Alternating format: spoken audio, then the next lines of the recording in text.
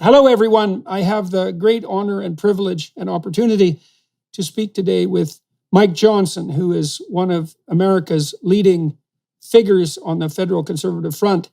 Representative Mike Johnson is in his third term representing the 4th Congressional District of Louisiana. He represents nearly 750,000 residents of 15 parishes in the northwest and western regions of the state. Mike was first elected to the U.S. House of Representatives on December 10th, 2016, by the largest margin of victory in his region in more than 50 years, and is currently serving his third term.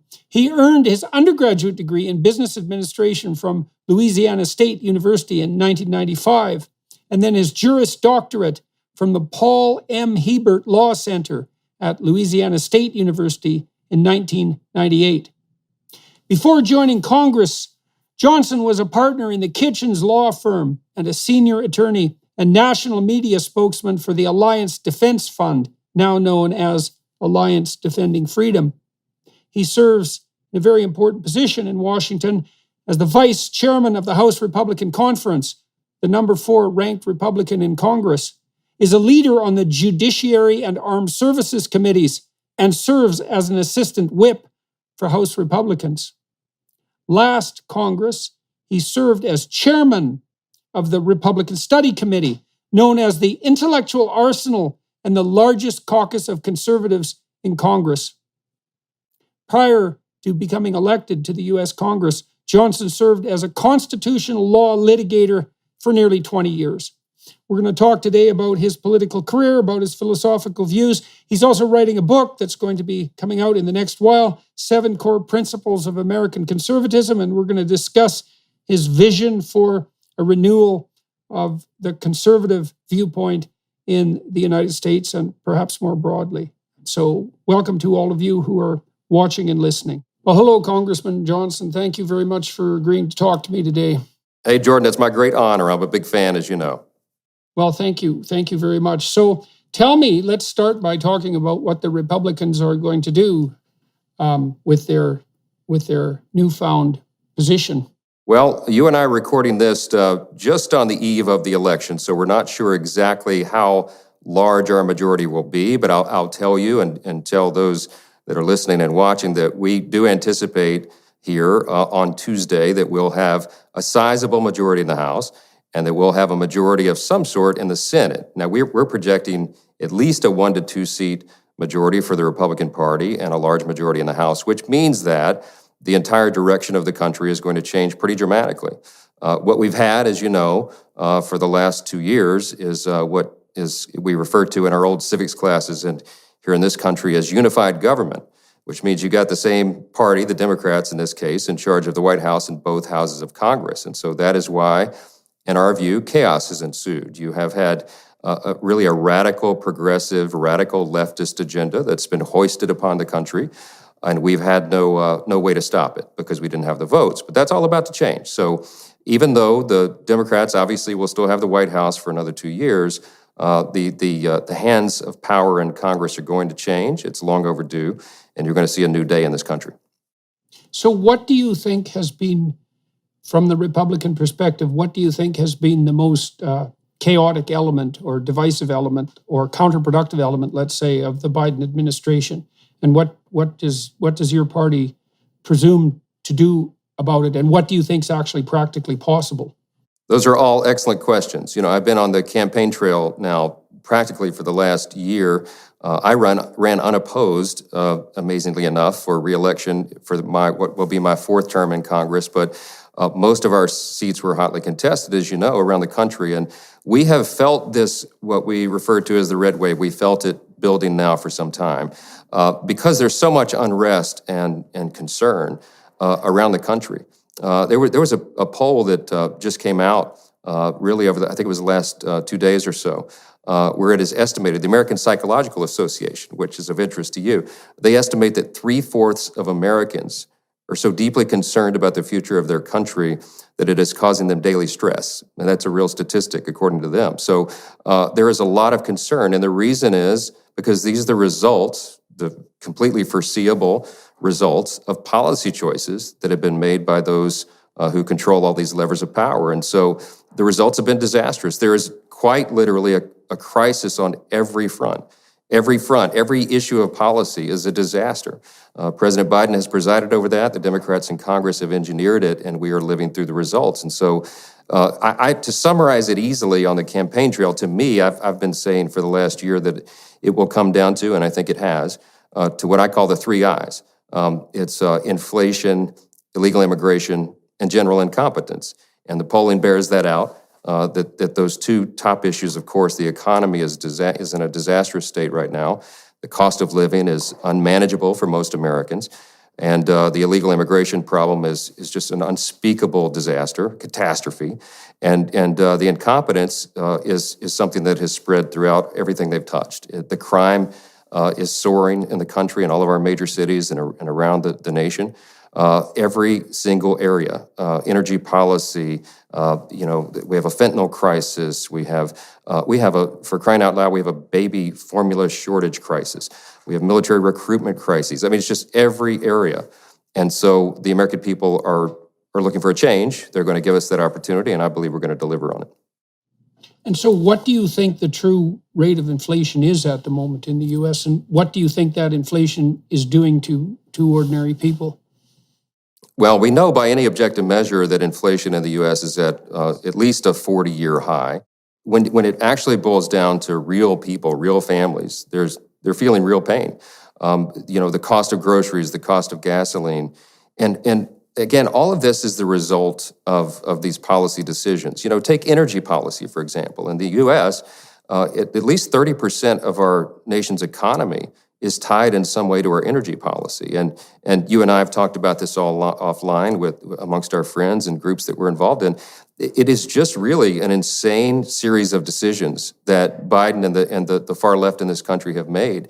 We're energy, not just energy independent, but energy dominant when President Trump left the White House because we pushed those policies. And instinctively, almost reflexively, Joe Biden took office, and within the first few days, quite literally, through executive orders, he reversed the policies that had given us those great gains and achievements. And so because of that, we've reaped what that has sown.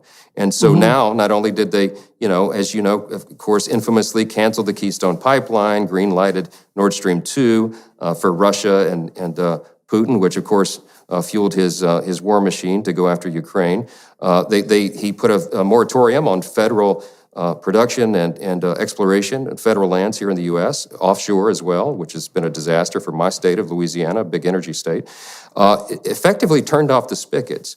But in order to meet our demand, we then had to go hat in hand to OPEC. We had to go beg Saudi Arabia. We had to go and beg these other nations to help us supply our need. It's just unconscionable. And of course, the energy that's produced in those other countries is not anywhere near as clean and efficient as that which is produced here because of the way they do it. So, ironically, they did more damage to the climate. What do you think the justification is for that? I mean, to cut off production but not cut off demand seems like a pretty counterproductive way, both to deal with the economy and with the environment, assuming that you buy the story that fossil fuel use per se is driving the crisis that we should all be attending to, which isn't something that I'm really on board with in any way at all. It seems pretty obvious, especially given what's been happening in Europe lately with regard to their energy crunch, that the policies that were pursued by the United States, especially with regards to fracking, turned out to be, well, fortuitously far-sighted.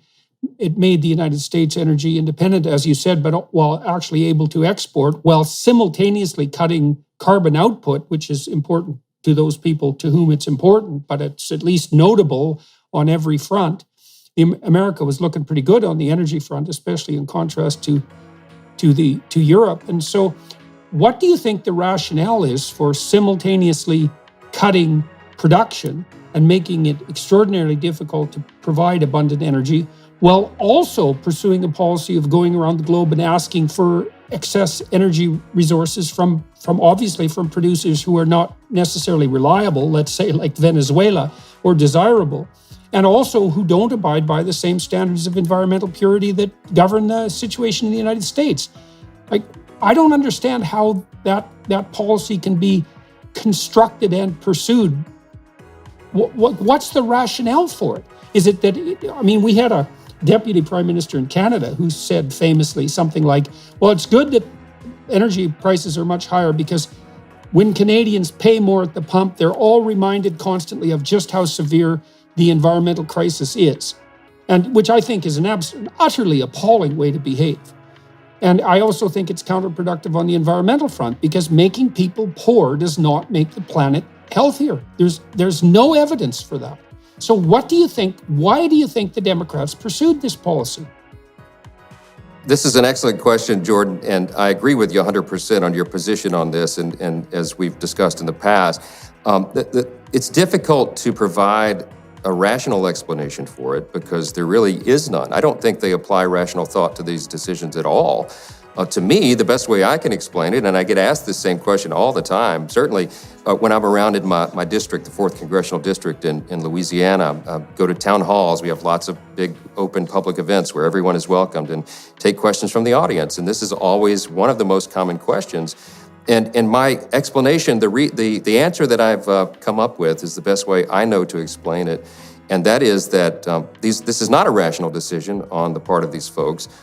They regard the climate agenda as part of their religion. I don't know any other way to explain it. They pursue it with religious zeal. And they care not, apparently, what type of pain these policies inflict upon the people that they are supposed to be serving, because they're not serving the people, they're serving the planet. And they use this terminology now openly, as you know, to our great amazement and frustration. And it's as if, I put it in very parochial terms. When I'm in Louisiana, I try to explain to our folks that, listen, they have effectively replaced Father God with Mother Earth. I mean, not to oversimplify it, but that's the best way to. That's how I see it. And so they believe we owe fealty to Mother Earth, that we're created by the earth, they believe. So we owe everything to the earth itself. And we have to serve that cause above all else, and it matters not who they harm. The problem I have with that is that the policies themselves don't seem to result in the consequences that are hypothetically desired. Like, I've spent a lot of time looking over the environmental crisis literature. And one of the things that seemed to me, well, two things appeared to me to be quite obvious as a consequence of poring over it. And the first is, we don't have one environmental/economic crisis confronting us. We have many. And so, for example, Bjorn Lomborg and I wrote an article for The Telegraph last week, and I believe one of the things we pointed out in there, was that 23 million people a year around the world die from indoor air pollution, mostly from burning dung and wood. 23 million people, a huge number of people. And obviously that's polluting and it's not good for the environment. And to replace that with inexpensive, well, it would be fossil fuel replacement if it was replaced most efficiently, would save tens of millions of people and also be good for the planet. And that's completely off the agenda. No one pays any attention to that whatsoever, even though, like as I said, 20 million, the lives of 20 million people, a lot of them children, depend on it.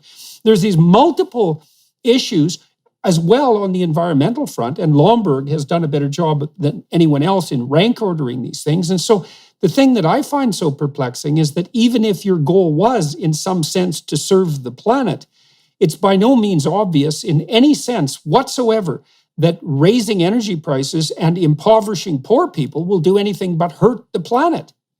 So I don't even buy the internal rationale. It's like, well, we're supposed to be serving the planet. It's like, well, none of our policies seem to be doing that. Lomborg, I think, estimated in the same article that the net consequence of all the global climate spending since 2005 will be a 1/10,000th of a degree reduction in temperature by the year 2100, insofar as it can be calculated by the UN's own climate models. And so I don't get it. We've had 30 years of this nonsense. All we've seemed to do is make the energy grid much more ineffective. And the only place that's really made an advance in terms of reducing carbon output has been the United States. And they did that through fracking. And every environmentalist on the planet hates fracking because, they claim erroneously that it does such things as cause earthquakes. And and and so we're in a situation where the planet is clearly no better off, and in fact, by many measures, worse off than it would have been if we would just left it the hell alone. And energy costs are spiraling out of control, and people are being plunged into poverty as winter approaches. And like, there's no positive outcome of that whatsoever. And yet the leaders are all gathered at COP27, again, I believe this weekend, to do exactly the same thing. And so even by their own standards, the standards of the environmentalists themselves, why wouldn't they support natural gas if they're actually concerned about improving the planet, or nuclear power for that matter? There's something more nefarious going on at the narrative level, even than we owe fealty to the planet. It's something like we have to destroy capitalism at all cost, even if that means compromising the planet. It's worse than the nature worship hypothesis.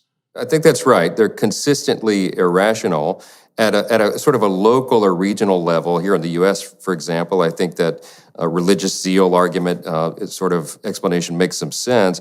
But I do think that on the international level, I think the persons who are ultimately responsible for this, those who are pushing the agenda, the elites at the top of the food chain, so to speak, there is a more sinister agenda. Ultimately, you and I think, agree this is about government control.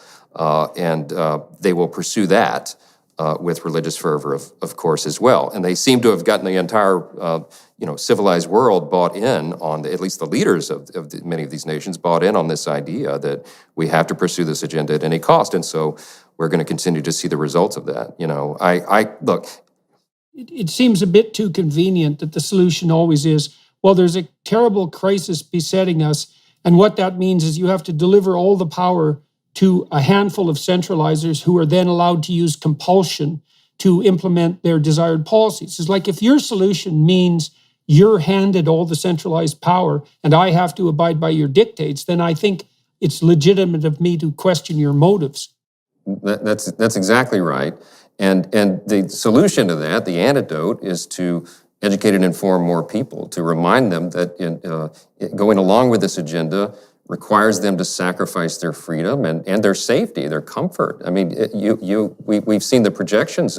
This may be a very harsh winter in Europe, and that's because they don't have enough energy units to even heat the homes of the persons who need this the most. And so I fear that there's going to be real and continuing pain until sort of the world wakes up. And so hopefully we can continue to be the voices crying in the wilderness to remind everyone of what the true facts are here.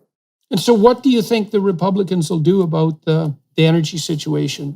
If obviously you don't have the presidency, and so there's going to be limitations on what's possible, but what do you think the right way forward is in relationship to the provision of, or the development of, an energy policy that would ensure to those who are going to be doing the exploration that they're not going to be cut off at the knees again?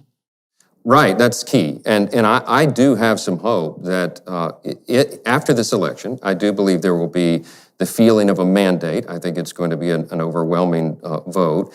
And I believe that we will have some people who are rightly thinking, even among the Democrats, who will wake up and recognize that we've got to turn this around. We saw some hopeful signs of that. Just a few days out from our election, you saw Senator Joe Manchin of West Virginia came out with just some really strong language, calling out President Biden for his really insane policies. I mean, he effectively called, 3 days out from the election, he was at a rally, I think in Pennsylvania, and President Biden called for the end of the coal industry, and effectively just took a real swipe at the oil and gas industry, fossil fuels in general. Not a good look. I mean, Pennsylvania is an energy state. And so Joe Manchin responded immediately, very strong language. Look, I think that we may have a new day and a new opportunity to turn some of this around. I think the American people are going to demand it. They cannot afford just simple fuel, simple energy now, and we've got to get back to some of the policies that allowed us to be in the great position we were in before Joe Biden took office. If you rewind in your mind to February of 2020, right before COVID hit our shores here, we had achieved the greatest economy in the history of the planet, not just the greatest economy in the U.S., but the greatest economy ever. We had, by every measurable metric and category, everyone was doing better in the U.S. Our economy was thriving. Jobs were being created. More opportunity was available for more people in every demographic. We were widening the pathway out of poverty for more people. And the reason we were in that position is because we advanced limited government principles. We reduced taxes, we reduced regulations, and we allowed American entrepreneurship to thrive. We allowed the free market to thrive. We've got to get back to that because that's the solution. And it begins with energy policy, and it should translate to every area of what we do with our economic agenda. Well, you know, one of the things that I think the conservatives are often rightly or effectively, let's say, criticized for by those on the left is over-reliance on the kind of policies that you just described, the cutting policies, right? The restriction of government overreach. And I believe that restricting government overreach is important, but it's not a very compelling narrative in some sense, right? Now, you've been working on a book associated with core principles of conservatism. And so you've been thinking this through philosophically as well.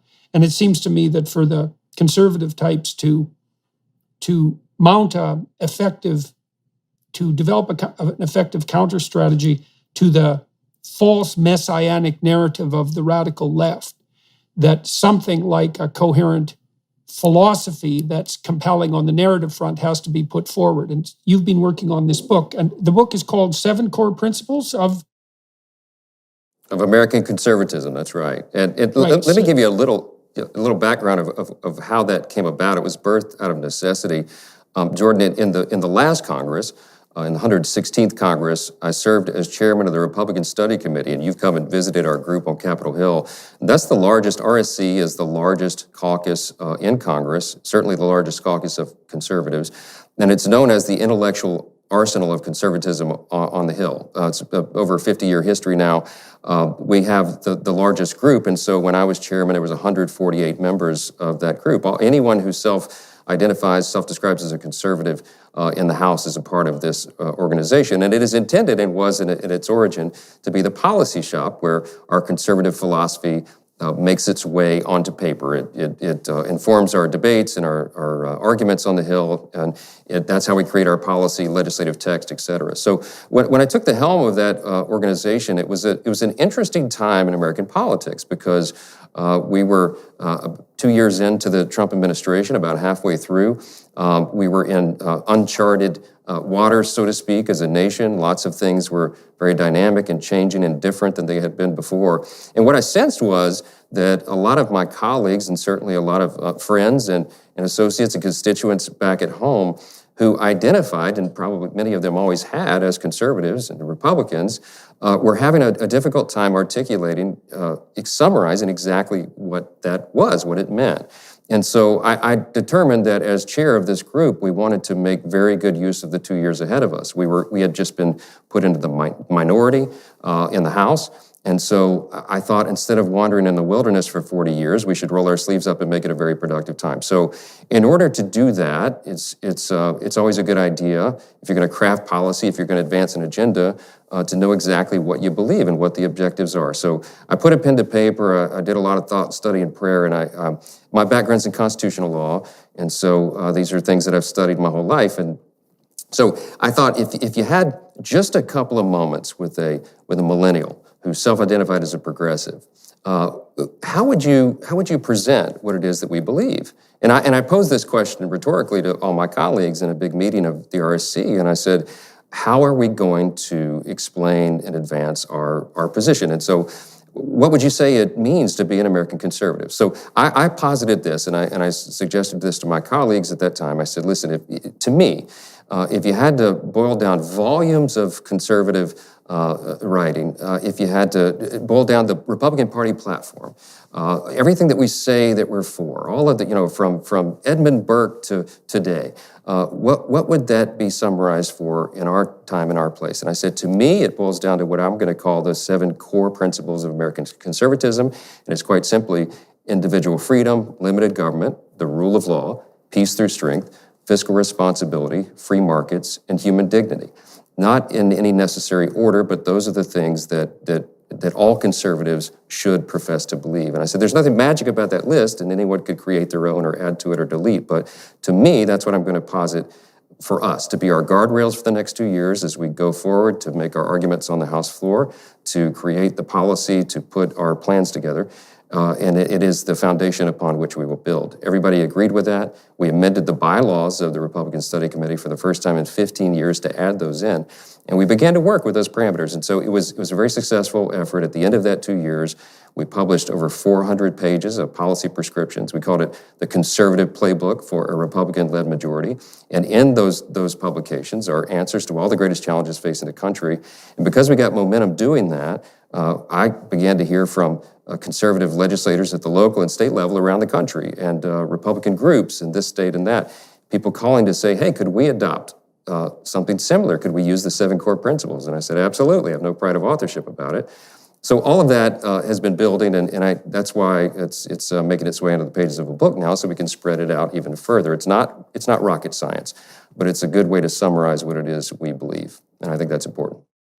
Yeah, well, I've been thinking through the idea of identity from the political perspective, and there is part of me that's attracted to classic liberal ideas because I believe the right unit of analysis in the most fundamental sense is the individual.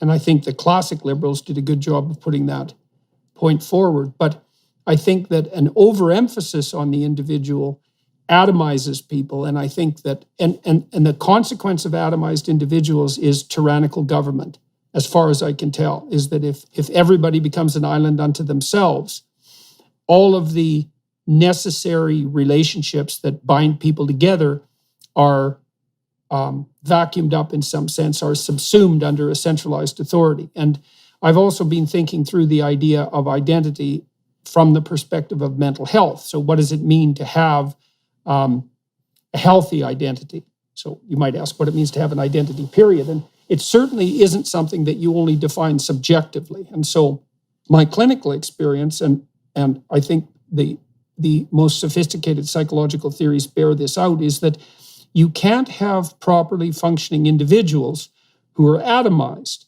And the reason for that is that in the most fundamental sense, emotional and motivational regulation, which is what mental health depends on or even consists of in some sense, has to be experienced in relationship to other people. And so one of the things I've noticed when I've been lecturing to young people, and this is relevant to the issue of what conservatives have to offer to young people, is that the meaning that people need to rely on that sustains them through tragic times isn't to be found in pursuit of self-interest, even if it's enlightened self-interest, not in the narrow hedonic sense, right? Not in the sense where I get exactly what I want right now all the time. What seems to provide people with stabilization in their life and hope is the fostering of a hierarchical network of social interactions, so that it's pretty hard to be sane and to have a functional identity without being married or the equivalent if you're an adult. You need someone who's a long-term partner, because otherwise your life is a mess of loneliness or short-term chaotic relationships. And it's very difficult to be sane and happy when that's happening. It's very hard to maintain your equilibrium unless you have at least some family, right? Some siblings, parents that you have a bonded relationship with, that you're in interaction with, that you have joint projects with. You have to have friends. You should be involved in a network of economic exchange. You should be pursuing some civic responsibility. Maybe you have a religious obligation that's a different way of thinking about it than a religious faith, right? Is that you have an obligation to pursue and participate in some spiritual tradition. And it has to be a tradition too, because otherwise it just spirals off into a kind of new age insanity. And it isn't obvious to me that people can live happy lives, because people say they want to be happy, which I don't really think is also true. I think people want to have an adventure and they don't want to be miserable. And that's not exactly the same as being happy. But I don't think that you can pursue any of that stably without being embedded in that multitude of hierarchical social relationships. And that's all dependent on responsibility, not on short-term self-gratification and a kind of atomistic hedonism. And if you explain that to young people, they figure it out right away, especially if you ally that with the idea of developing the kind of embeddedness in the social community that helps sustain you in the face of tragedy. Because what do you have when things go wrong? You've got the people you love and who love you. You've got your friends. You've got hopefully your career and maybe your creative endeavors. You have the service you can provide to others at the level of civic responsibility. And all of that, none of that's been discussed in some real sense for about 60 years. And all of that's core to the kind of identity that stops people from being absolutely anxiety-ridden and hopeless. And conservatives really have all that within their grasp if they wanted to take it. And it sounds like that's the sort of thing that you're working on pursuing. That's exactly right. And I think we do need to take it. And I think that there's a vacuum created, and it should be filled with what I regard to be very simple truths. I mean, I think the simple truths are the most profound. And what you just articulated there is exactly right. I believe it's impossible, by the way, to divorce it from a religious worldview, let's say, the Judeo-Christian worldview, for example, because that is where we find our meaning. I think what you just described is God's created order for things, for the individual, for the family, for society. I think we are made in the image of God. The founders of this country believe that. And in fact, indeed, in our declaration, they proclaimed it to be a self-evident truth, something that you cannot not know, that God is the one that created us, and he gives us all the same rights. And God created us to serve. We find our greatest meaning. I mean, that the Bible is filled with this admonition that if you are to be great, you are to serve. And the greatest is the greatest servant. And so that's where you find your value.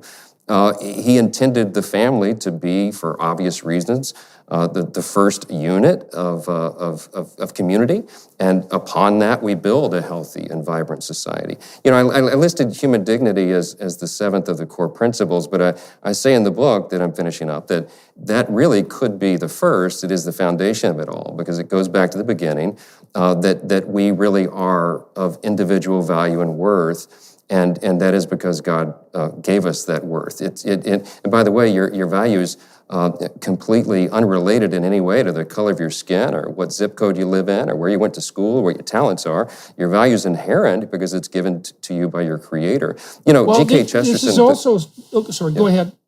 Well, I was just going to say, Chesterton, famously said that America is the only nation in the world that was founded upon a creed, and is listed with almost theological lucidity in the Declaration of Independence, and that is our creed. In short summary, it's the second paragraph of the Declaration, and that our nation was built upon that idea. As you note rightly, we began to deviate from that idea about 50 or 60 years ago or so, a little bit longer, and that is why we're at the hopeless result that we are. So I believe we have to get back to those founding principles because it's good for everyone. I also think that conservatives have done a pretty poor job of defending that. So you see this vitriolic accusation arising from the radical left that the West in general, and the United States perhaps in particular, was founded fundamentally on a doctrine that was akin to the promotion of something like oppression and slavery. Now, that's a typical leftist trope, because the leftists think every form of social organization is founded on nothing but exploitation. But what disturbs me about that is that it's also counterproductive in relationship even to the stated goals of the leftists, because the way I look at things, and I can't see how this is wrong, is that the careless self-evident axiom of human social interaction is something like, if I can force you to do something, I have the right to do it, which is, well, if I'm more powerful than you and I can compel you to do my bidding, why the hell shouldn't I? And that means that, as Hobbes pointed out, let's say the philosopher Thomas Hobbes rather than Jean-Jacques Rousseau, that vision is predicated on an idea that in the state of nature, human beings aren't noble savages. It's more like life is nasty, brutish, and short. And, I don't believe that Hobbes was 100% right, nor do I believe that Jean-Jacques Rousseau was 100% right. I think we have an implicit capacity for evil and an implicit capacity for good, and that we're battling between that all the time.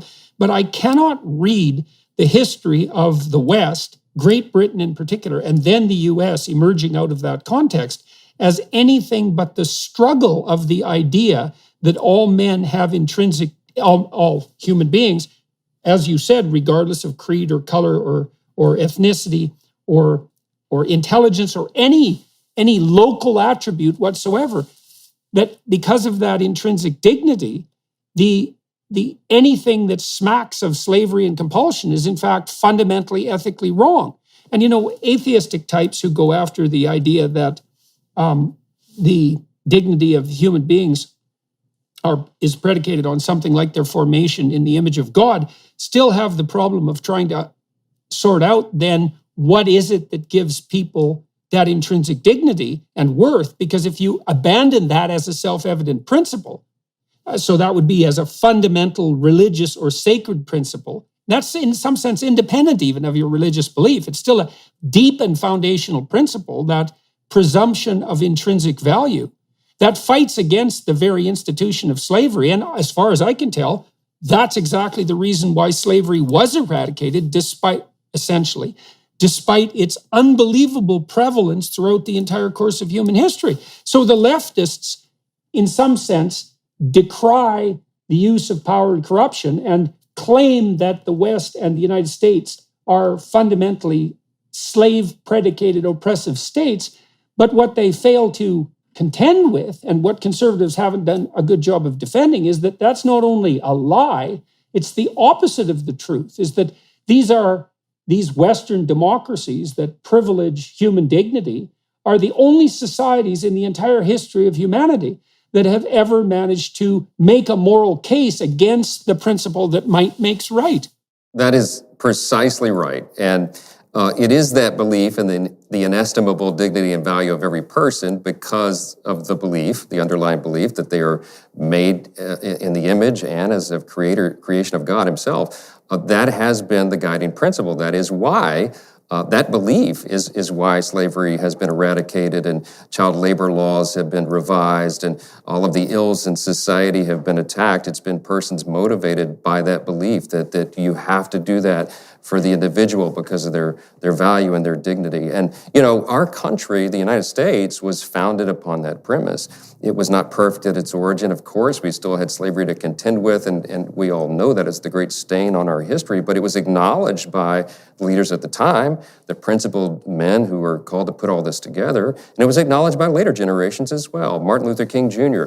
famously said in his I Have a Dream speech that the Declaration of Independence was a promissory note to future generations, that we're in the process of making a more perfect union, and that we've not achieved everything that we should yet, but it's built upon this foundational premise. And so our first presidents, George Washington famously in his farewell address, he said, he gave us his prescription on how we could keep this republic, this grand experiment in self-governance. And he said, watch your federal debt, watch your foreign alliances. He gave some very practical advice, but he also said, watch out for the evil and poison of political parties, et cetera. But he also said, of all the dispositions and habits which lead to political prosperity, religion and morality are indispensable supports. And then John Adams comes next and he says, look, our Constitution is made only for a moral and religious people. It is wholly inadequate to the government of any other. They did not want to legislate that every person had to adopt a certain religion, but the point was that you had to have this fundamental premise,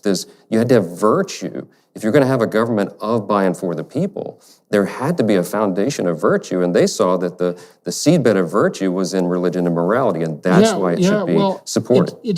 It seems to me that even the principles that the classic liberal individualists rely on presume the self-evidence of those moral virtues. They're a given. Right. And the problem is that they're only a given when they're active. And when they become inactive or when they become actively subverted, then the self-evidence starts to decay. And then the whole enterprise has the possibility of falling apart. I was just in Jerusalem, and I walked down the Via Dolorosa with a friend of mine, Jonathan Pajot. We're doing a documentary about that. And I was thinking about the idea of the Passion. We ended up in the Church of the Holy Sepulchre, which at least in principle, is founded on the site where Christ was crucified. And I was thinking about this psychologically, and I think this is something that is worth delving into although it's way down at the bottom of things. I've wondered for a long time exactly what the Western world has been doing psychologically, let's say, gazing at the crucifix for the last 2,000 years, and why that's associated with the image of God. And I'm thinking about this psychologically, not theologically. And one of the things that psychotherapists have realized in the last 60 years or so is that if you can get people to voluntarily confront the things that disturb them and compel them into paralysis and avoidance, and possibly even tyranny, right? Those are the things people would like to avoid if they could, but often can't because they're the harsh realities of life, let's say. The more you can get people to expose themselves to the things they're afraid of and disturbed by voluntarily, the braver and more healthy they become.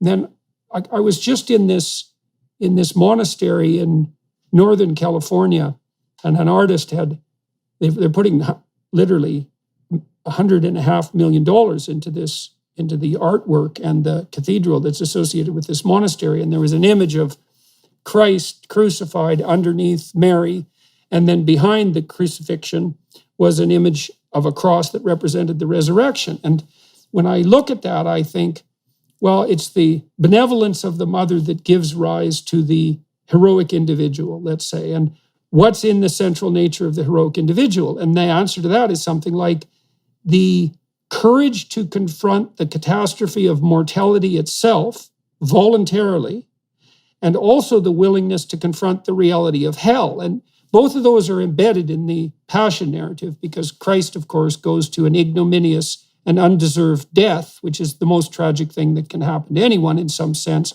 But that's not enough, because he has to harrow hell itself. And you might say, well, what does that mean psychologically? And I would say, well, we don't only have to contend as human beings with the reality of suffering and death. We have to contend with the reality of suffering, death, and malevolence of a deep kind. And if we turn away from that, then we cannot rise to the occasion. And the image that's embedded in the Judeo-Christian tradition, especially in relationship to the crucifixion and resurrection, is something like the notion that if you gaze upon that which terrifies you long enough and hard enough and with enough diligence, you don't see death and destruction. You see the possibility of renewal and rebirth, because that's the spirit that is called out of you if you're courageous enough to confront the terrible realities of life. And as far as I can tell, that's psychologically true. And then you might say, because you could take that further and you could say, well, what does that have to do with God? And the answer is, well, that's a very difficult question to sort out, that's for sure. But you could say more prosaically that if the spirit that guides us most compellingly and profoundly through life is the spirit that calls us to confront our catastrophic fragility and our subjugation to malevolence, if we have to confront that voluntarily, and that is the spirit that strengthens us and revives us, how could we possibly regard that as anything other than technically profound and divine? Because it's fundamental. And I think you can have a fair bit of that discussion outside the theological domain, which I'd rather do most of the time, right? Because you should speak of theological matters at your peril, but at the very least. And so then you think, well, what gives people intrinsic worth and dignity? And the fact is that they're capable of bearing up voluntarily under the brute force load of existence and malevolence, and deserve respect and due credit as a consequence of that strength. And if your society isn't predicated on that, then it will fall apart. And as far as I can tell, that's all just true.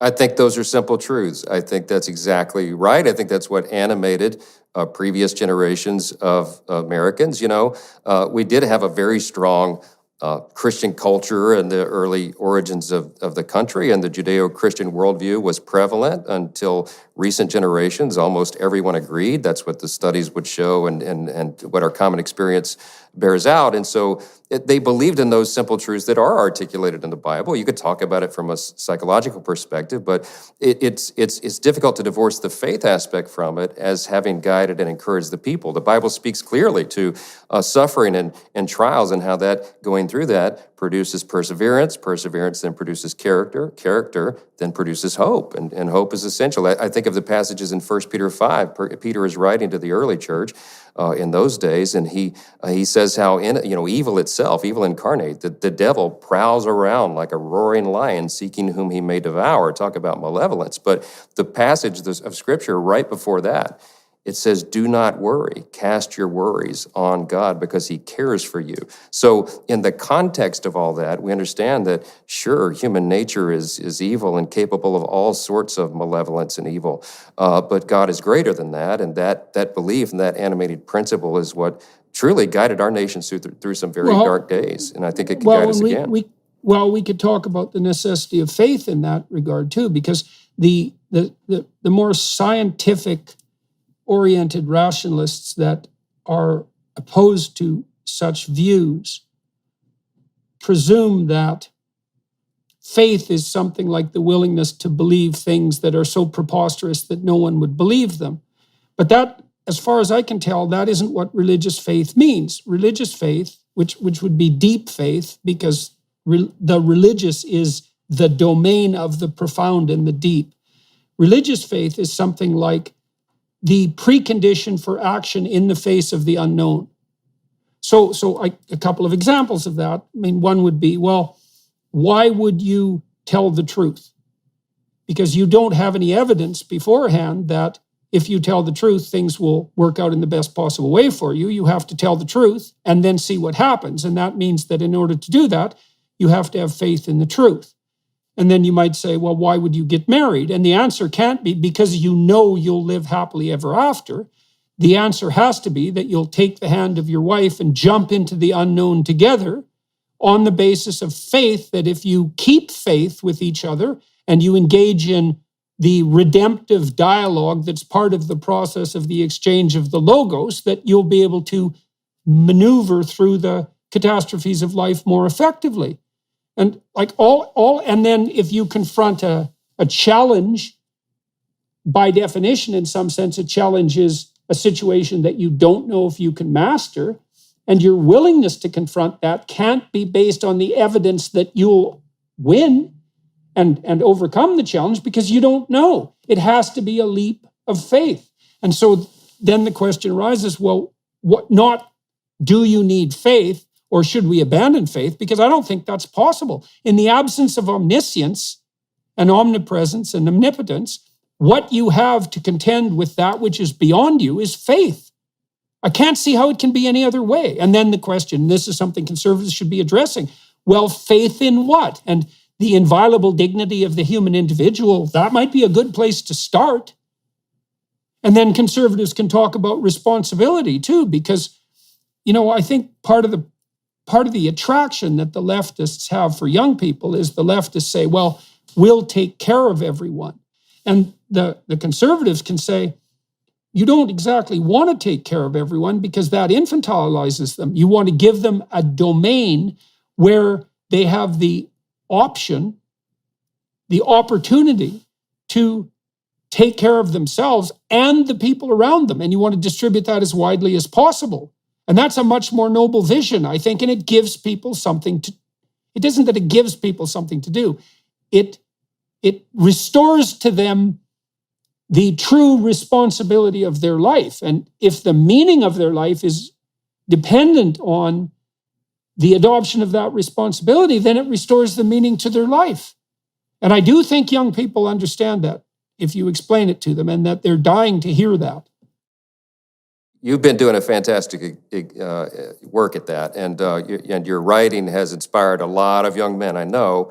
And I've walked with you in the halls of the U.S. Capitol and seen young men come up and tell you what a profound effect that has had, because I think you're drawing them to this, again, what I regard to be a simple truth. We find responsibility in our contribution. We find responsibility in our our value in our selflessness.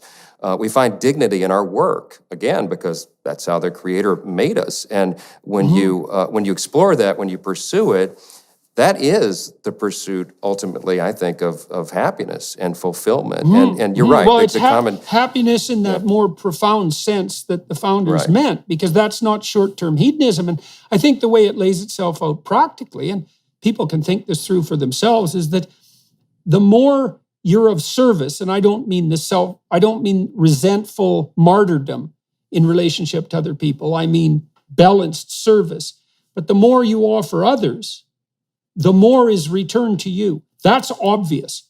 I mean, and you want to be around people who are productive and generous. And maybe they err on the side of productivity and generosity to some degree, right? To just leave that little margin of error. But it's given that there are so many other people and just one of you, obviously, the more you deliver to other people, there's going to be people who take advantage of that, but that's not the point. But on the whole, the more you deliver to other people in faith, the more is going to come back to you, especially over the medium and long run. I mean, how could it be anyway else? Because obviously, if all you do is take, people figure that out very rapidly, and then they stop wanting to have anything to do with you. And so I think it's a simple truth, because it's a metaphysical reality that meaning is to be found in the service of others, and that sovereignty might, in the highest sense, might be defined as the broadest possible service, which is a revolution in thinking that was engendered in large part by the biblical writings. But I also think that it's just a practical truth. You can try, this is a clinical exercise, people who are narcissistic and disagreeable can be led to do something as simple as, well, try doing one thing every day just for someone else and see what happens. And what generally happens is their temperaments improve and their lives improve. And I don't think that's a mystery once it's laid out. Well, of course, that's what's going to happen. I think it's, if you work 10% longer hours, you make 40% more money. And so, right, and you can see why that would be, right? Because if you had 10 employees and one of them's there 20 minutes early and stays 20 minutes late every day, and you notice that, and then an opportunity emerges, well, who's going to get the opportunity?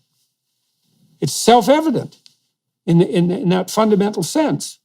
And I love when human experience bears out principles from the Bible, and it is a biblical principle, by the way, that the greater the degree of your self-sacrifice, the greater the reward in terms of service to others and to the kingdom of God, as it were, in that context. The widow's mite, when she gives what little she has, there's a tremendous reward. Whereas if the millionaire donates $10, maybe he did it out of a cheerful heart, but there's not a great reward that comes with that. And so, that idea, that belief, I think, again, to tie it back to the greatness of America, the country that I revere so much, is that that belief is what guided us. It's what developed the extraordinary economy and culture and society that we had here, because persons were guided by that principle, and it drove them to work hard. It drove them to be entrepreneurs. It drove them to be job creators, to create more opportunity for more people. It also helped them fight against the terrible attraction of envy. One of the things that I've seen that characterizes the excesses of the radicals on the left is the proposition that anybody who has any more than I have acquired that as a consequence of oppression and theft. And I think the fundamental problem with that is that if no one is allowed to have any more than anyone else ever, then no one ever gets to have anything at all. And so I think part of the biblical insistence that envy, covetousness, is a fundamental sin, which means to miss the mark, is that if some people can't be richer than others some of the time, no one can have any wealth at all. And there's a big anthropological mystery, which is that from the period of time about 350,000 years ago to about 50,000 years ago, there doesn't seem to have been much of an increment in human well-being on the material front. And no one can really figure that out because genetically speaking, we're not that much different from our ancestors that long ago. And so what changed? And who knows the answer to that? But one possible answer is that, well, we were caught in something like a self-defeating spiral of envy, such that, and there's good anthropological evidence for this, so that in most societies, anyone who had any more than anyone else immediately became a target for thugs and predators who just killed them and took what they had. And that just stops all economic growth whatsoever. And so if there's no tolerance for inequality, it's possible that there's no way of generating wealth, because wealth has to start somewhere and then be distributed. It can't be everywhere at once, instantly. And so... That's right. And the belief that you've just described is what has driven, in our times, the radical left to grow this massive controlling government, the state, that is going to be the great leveler, that is going to, equalize everything and redistribute the wealth and all of these other policies they produce.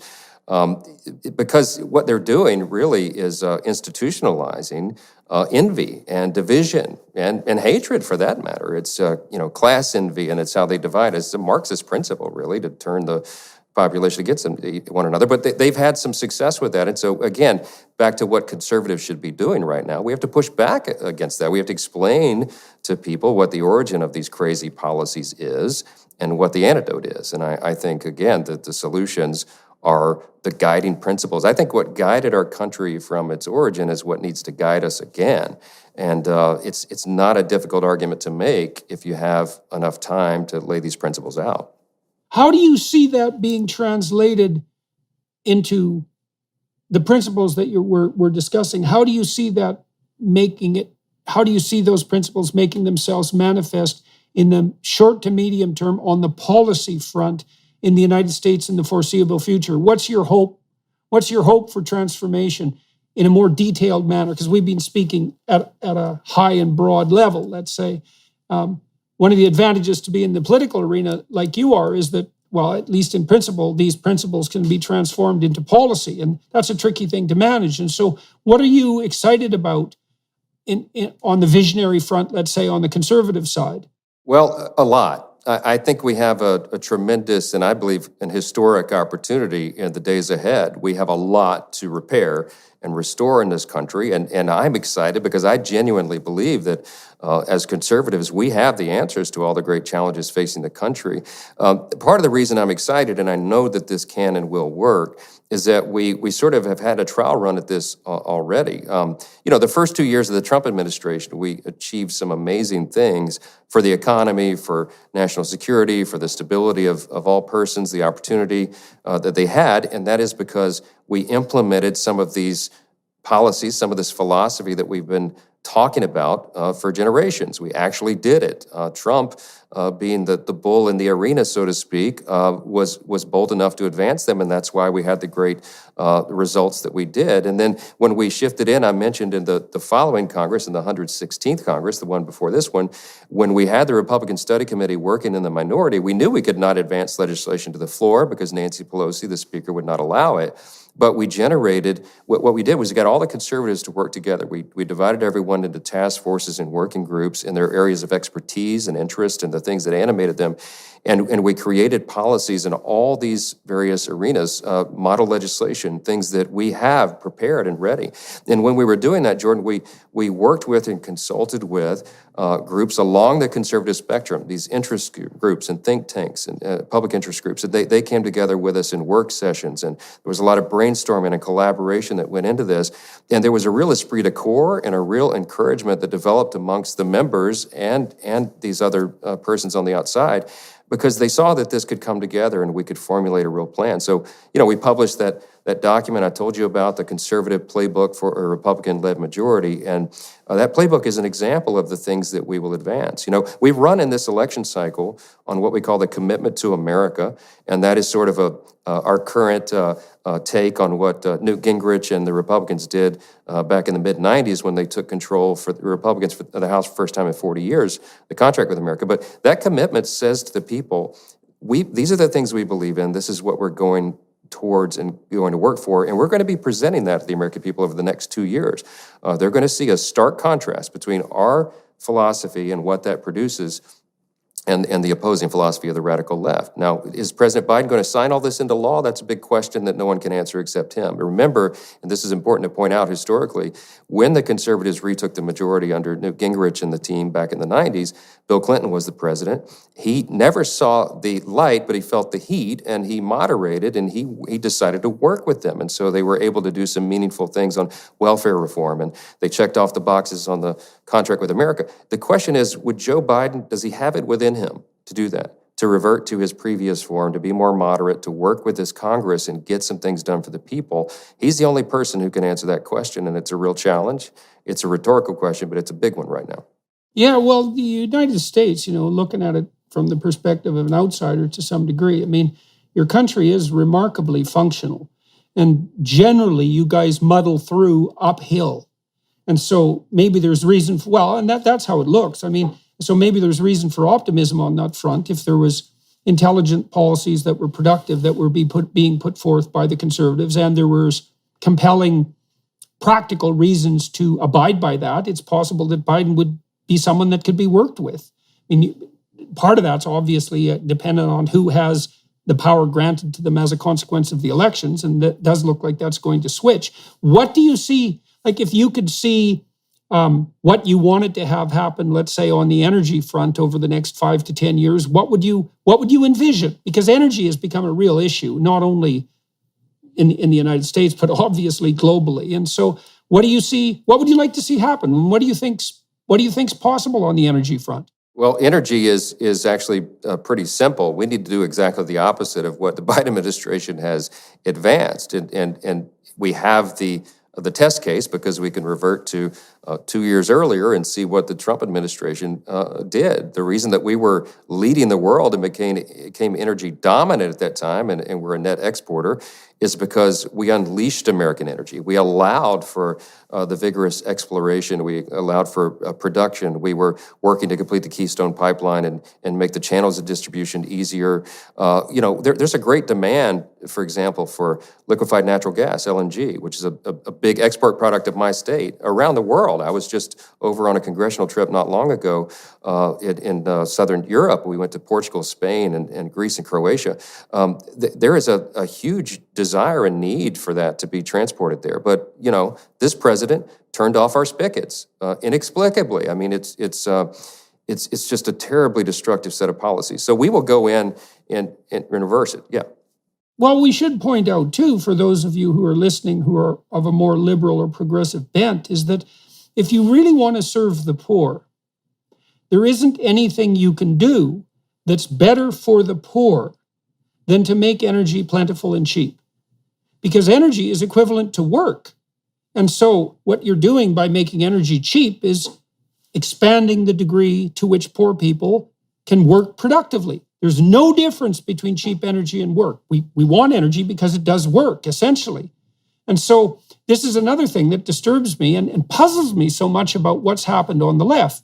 I used to, when I was a kid, a teenager, I worked with the socialists in Canada, and most of them at that point, especially in the leadership, were old labor leaders. And a lot of these people really were on the side of the working class. And so when push came to shove, they were trying to serve the working class. Now, you could debate the utility of the policies they used. That's not the point. But when I see the radical progressive types who claim to stand for the oppressed simultaneously insist that the only way toward planetary salvation is to crank energy prices up, I think, well, you just have to do a rudimentary economic analysis to understand that if you make energy more expensive, you put those who are marginal into absolute poverty. That's what happens. And there's a lot of people like that. So it's not that you just affect a tiny proportion of people. And hypothetically, you're dooming and devastating the very people that your compassion is leading you to serve. And so that's a great mystery to me.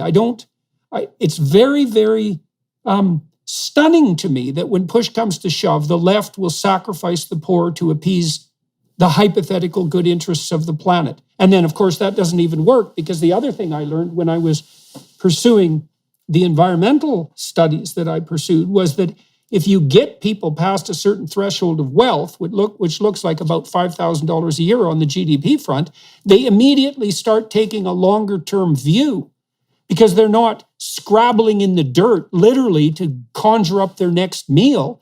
And so they can start being concerned with, well, really issues of medium to long-term sustainability, which in principle is exactly what the environmentalists want. So I read all that and I thought, wow, we could have our cake and eat it too. It looks like the best way forward to a sustainable, natural world is by eradicating absolute poverty. Well, what a good deal that is. There's no people who are absolutely poor anymore, and the natural world is going to thrive in a more sustainable manner. Who could possibly be opposed to that? And the answer seems to be people who are so antithetically opposed to capitalism that they would destroy abundance and the planet itself just to do in those they deem as evil on the capitalistic front. It's breathtaking. And that does open up an opportunity for conservatives. And so hopefully they'll be there to take the opportunity. So, well, that's right. And I think we have to, part of the way we take that opportunity is we articulate clearly what it is we're about and what it is we're trying to achieve. And I think that, we have to ask the question, what is the goal of our economic policy? What is the goal of tax policy? Why are we doing this? Well, we want all boats to rise. We want more people to do better. We want to broaden the pathway out of poverty for more people. And the way you do that is to allow that economy to thrive. You get the all-controlling, centralized governmental power out of the way, and you allow entrepreneurship to thrive. Again, that's what built the U.S. economy, and that's what we've deviated from at our peril. And I think the people that are hurt the worst, as you say, are lower income persons who are on the lower levels of the economy because they have less opportunity, and that breeds hopelessness and all these other things we're talking about. You find dignity in work, and you find greater dignity in harder work. That's been our common experience. That's what life tells you, and so we need to get out of the way and allow people to do that. And adventure. Yeah, well, exactly that's the right. thing is that eradicating obstacles on the entrepreneurial and business front, let's say, that isn't merely a matter of economic utility. It's that means that you clear out the obstacles to people adopting responsibility and being productive and generous in their own personal domains. And that is where the meaning in life is situated most fundamentally. And so it's not merely an economic issue, it's an existential issue and a psychological issue and possibly a theological issue as well. And that definitely needs to be communicated to young people, and I think it can be effectively. I know we're pressed for time today, and I wanted to close maybe with something also practical. That one of the things I've been doing as I've been going around lecturing is suggesting to my audiences that they try to find something that's civically responsible to do, and that would be joining a club of some sort or a church or some organization beyond the family, let's say, that's not immediately self-serving, that's oriented to a common goal. And so one thing that might be useful for people who are listening to hear is, what do you think young people can do if they want to get involved on the political front? Because people often just don't know what to do. So practically speaking, what steps could they take if they wanted to start working on the political front? Yeah, there's a lot of opportunities for that, and I'm glad you asked it. I'm often asked by young people how to get involved. How do I get from where I am now to where you are? And it's hard work. You have to feel called to it to a certain degree. We could talk about that, unpack that as well. But the way to find out if you have an aptitude for it is to go and volunteer. And there are lots of opportunities in every community across our country to do that. You have local, for example, Republican clubs in almost every county in America, and they're always looking for volunteers and certainly young people who are anxious to get involved, and they'll put you right to work, working on a campaign, helping doing phone let's talk videos. about that really practically. Yeah. So you go, sure, you take your phone and you look up Republican. What would you Google? And are you looking for a phone number, an email address? How do you offer your services?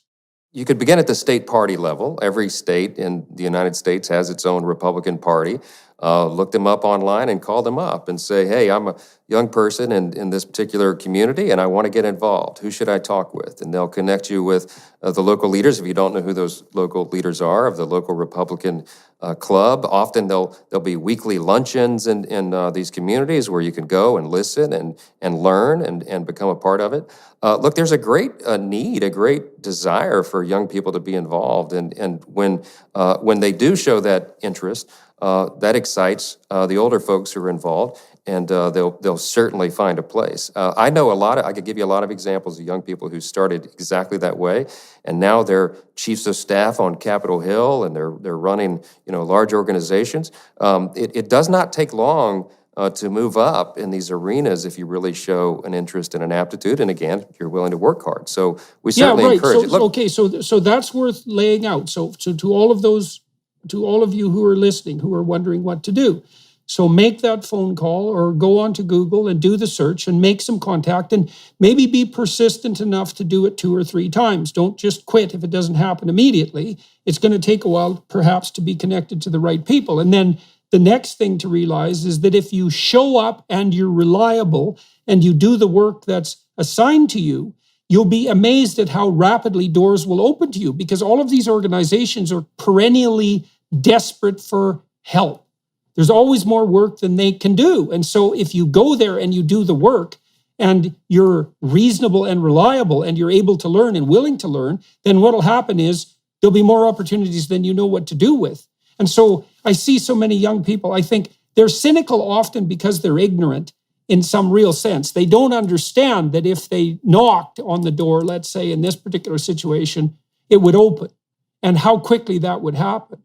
And so if you would rather do something other than be bitter and cynical about the current political situation and you're young, well, you could try getting involved, because you'll find out that actually works way faster than you think. And so that's worth knowing, and it's worth trying. And it would be lovely to see a revival of civic responsibility on the local front. And the other thing I might say about that too, for everybody who's listening, it's something to think about, is that there are always people who are looking for power. And, that's one of the things the leftists point out, although they attribute everything to the power motive, and that's not reasonable.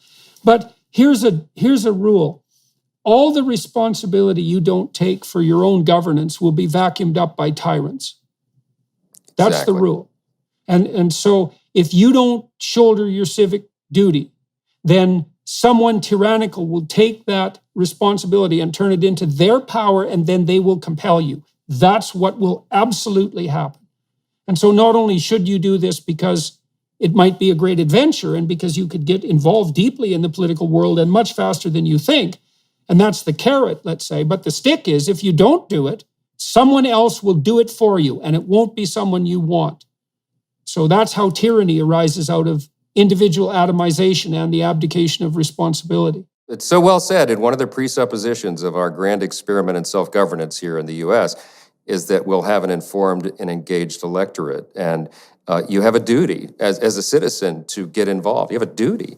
And to tie it back to the biblical admonition, you also have a responsibility, if you're a Christian, let's say, to be engaged, to be salt and light in your community. And by the way, what you said just a moment ago is also a biblical principle. If you're faithful in little, you'll soon be trusted with more. I mean, these are just principles that bear out with common experience, and you ought to give it a try if you haven't. That's the encouragement. Yeah, well, one of the things that happens in universities that I think is so pathological is that young people who are actually looking to shoulder some proper civic responsibility, let's say, because they feel called to bear some collective responsibility, are immediately enticed into political activism.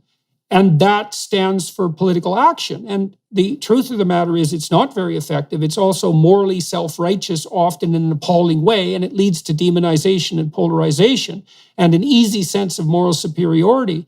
And instead, and what could happen instead is that young people could be invited to join the political party of their choice in exactly the manner that you just described, and actually partake in the process itself. And that's actually more sustaining and more effective than pretending everything's so corrupt that nothing can possibly be changed and waving placards at those you think are agents of Satan. So, Exactly. all right, And if you Go ahead, Jordan, sorry. Oh, well, so we're coming to the end of this session. I'm going to talk to Congressman Johnson for another half an hour on the Daily Wire Plus platform about the development of his particular political career, and that'll enable us to delve more deeply into how these things might unfold. And so if you want to hear that part of the conversation, then I would invite you to go over to the Daily Wire Plus platform. The Daily Wire Plus people are making these podcasts, professionally produced podcasts available to everyone, free of charge, as they always have been. And so thank you to them for that. But we have this additional opportunity to delve into the biographical details of Congressman Johnson's stellar career, and that should be extraordinarily interesting. So to all of you who have been watching and listening, thank you for your time and attention. And I would say, think through the things we talked about today carefully. You know, you are a sovereign citizen in some real sense, right? With all the rights and the responsibilities that go along with that. And it's definitely the case that you could find the meaningful adventure of your life in the bearing of that citizenship responsibility. And I don't think there's any reason to be so cynical about the current state of affairs in the West, and particularly in the US, to throw up your hands and say, well, what can I do about it? It's like, join a political party and volunteer your services and find out how radically your life will be transformed over like a 3-year period, because it will definitely happen. If you're in there and you're committed and you show up and you pay attention and you're reliable, doors will open like you can't imagine. And then you can go change the world in the way that it might need to be changed. And you won't be wondering what you should do with your life.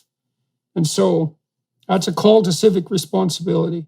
Thank you very much, Congressman Johnson. It was very good talking with you, and I'm looking forward to continuing our conversation on the Daily Wire Plus platform. I've enjoyed it. Thanks so much.